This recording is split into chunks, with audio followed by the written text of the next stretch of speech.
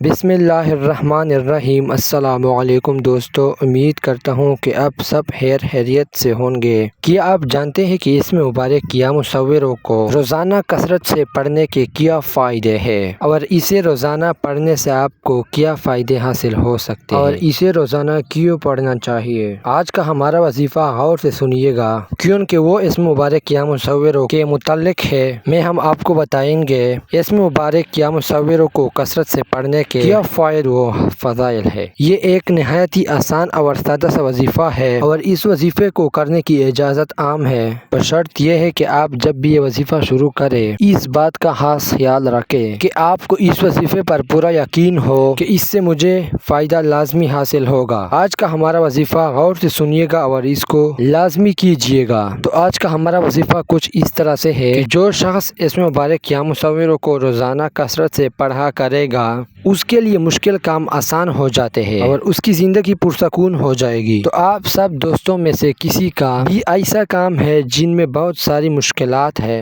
تو آپ سب کو چاہیے کہ اس میں مبارک قیام مصوروں کو روزانہ کثرت سے پڑھا کرے، اور اس مبارک کے پڑھنے میں بہت ہی زیادہ برکت ہے۔ میں آپ سب دوستوں کو یہی ریکمینڈ کروں گا کہ آپ ضرور اسے اپنے روزانہ کے اذکار میں شامل کر لیجئے، اور اس مبارک قیام مصوروں کو روزانہ بکثرت سے پڑھا کرے، اور کسی بھی قسم کا ناغہ بالکل نہ کرے۔ انشاءاللہ اللہ کی فضل و کرم آپ کو اس سے کافی فائدے حاصل ہوں گے۔ یہ تھا آج کا ہمارا وظیفہ، امید کرتا ہوں آپ کو پسند آیا ہوگا۔ اگر آپ کو ہماری آج کی ویڈیو پسند آئی ہو تو ویڈیو کو لائک کرے اور ہمارا چینل کو سبسکرائب کرے۔ خدا حافظ۔